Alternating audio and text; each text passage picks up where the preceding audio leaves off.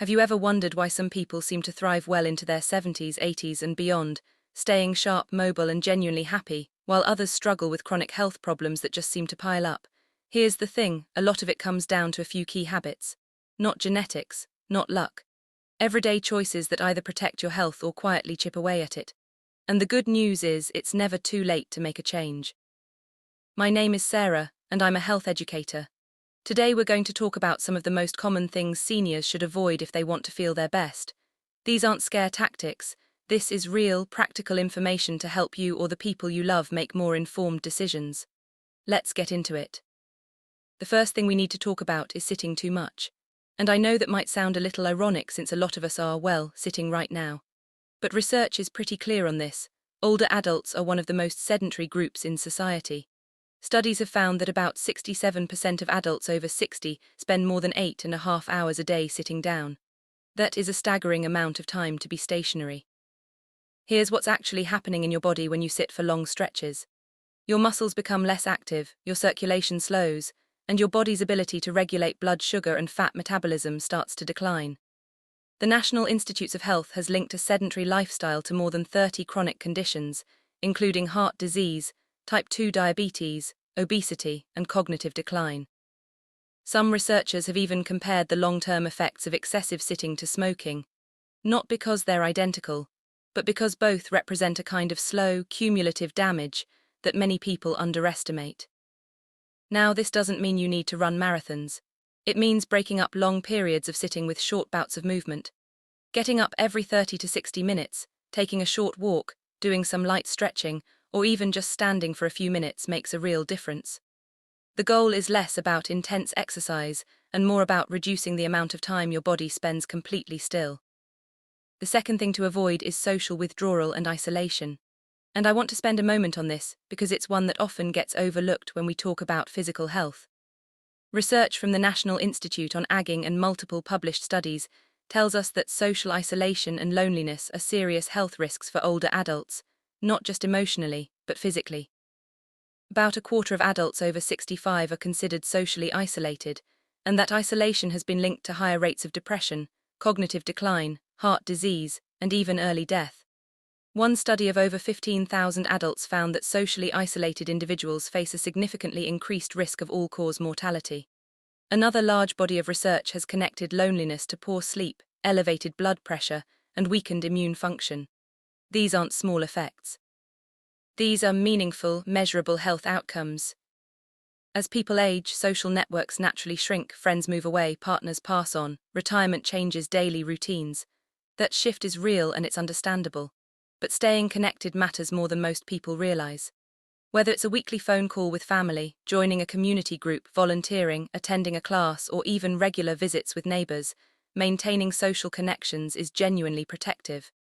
Think of it as medicine that doesn't come in a pill. The third thing seniors should avoid is a diet too high in sodium and ultra-processed foods. As we age, our bodies become more sensitive to what we put into them. The recommended sodium intake for older adults is lower than for younger people, but most Americans, seniors included, consume far more than the recommended amount daily. Too much sodium raises blood pressure and increases the risk of stroke and heart disease, which are already among the leading causes of death in older adults. Ultra-processed foods are a big part of the problem. Things like packaged snacks, frozen meals, deli meats, fast food and sugary drinks are often loaded with sodium, added sugars and preservatives. According to the CDC, more than half the calories Americans consume daily come from ultra-processed foods, and those foods are linked to increased risks of heart disease, obesity, diabetes, and even certain cancers. The World Health Organization classifies processed meats specifically as a Group 1 carcinogen, meaning there's sufficient evidence they can increase the risk of colorectal cancer.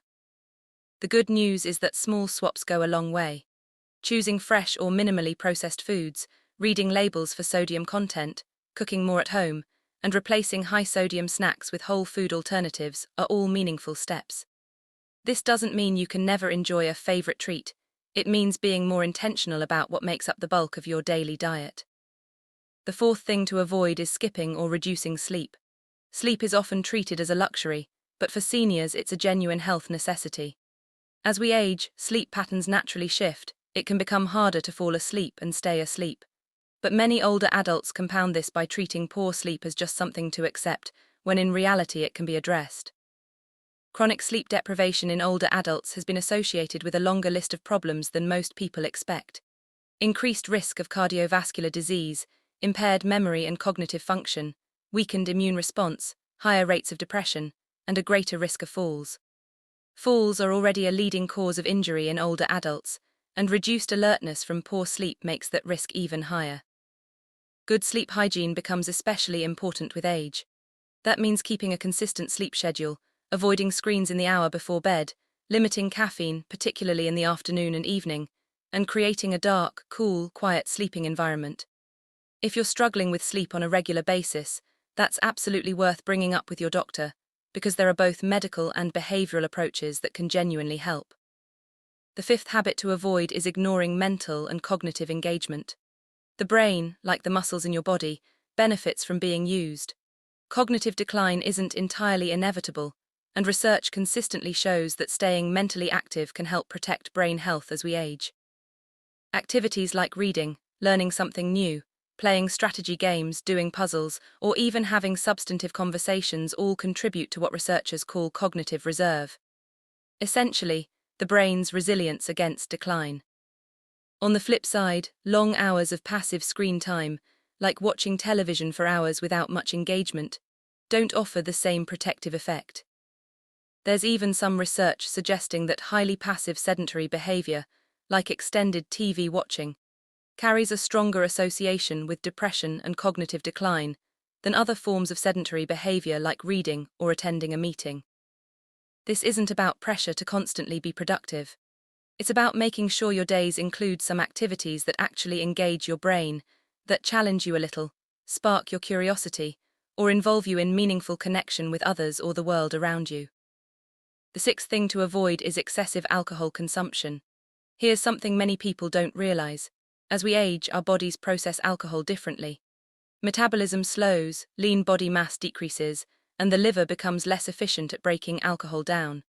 This means that the same amount of alcohol that someone tolerated in their 40s or 50s can have a significantly stronger effect in their 60s and 70s. Alcohol in older adults can disrupt sleep quality even when it seems to help you fall asleep initially. It can raise blood pressure, worsen diabetes management, increase the risk of falls, and interact with a wide range of common medications, including blood thinners, certain antibiotics, sleep aids, and pain relievers. The current dietary guidelines suggest that adults who drink should limit intake to no more than 1 drink per day for women and 2 for men, and many health professionals recommend that older adults aim for even less. If you're on multiple medications, it's worth having a direct conversation with your doctor about how alcohol might be interacting with what you're taking. This isn't about judgment, it's about making sure you have the full picture. The seventh and final thing we're covering today is avoiding preventive care and health screenings. One of the most impactful things a senior can do for long-term health is stay consistent with regular checkups and recommended screenings. And yet, a lot of people put these appointments off, either because they feel fine, because they're nervous about what they might find out, or simply because life gets in the way. Here's the reality. Many serious conditions, including certain cancers, cardiovascular disease, osteoporosis, and diabetes, develop quietly before they cause noticeable symptoms.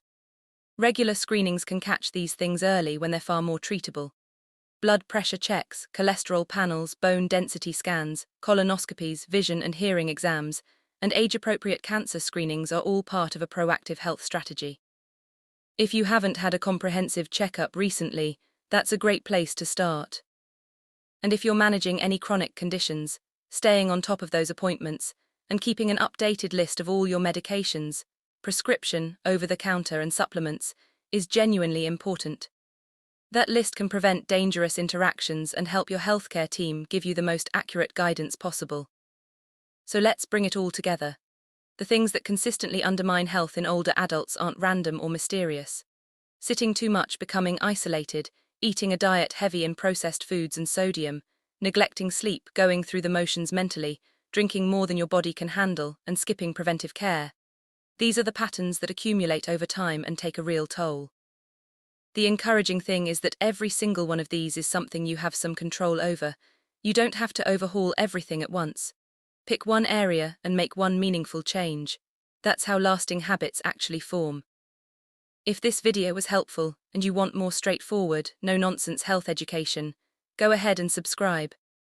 I'm here to give you the kind of information that helps you make confident, informed decisions about your own health and the health of the people you care about. Thanks for watching, and I'll see you in the next video.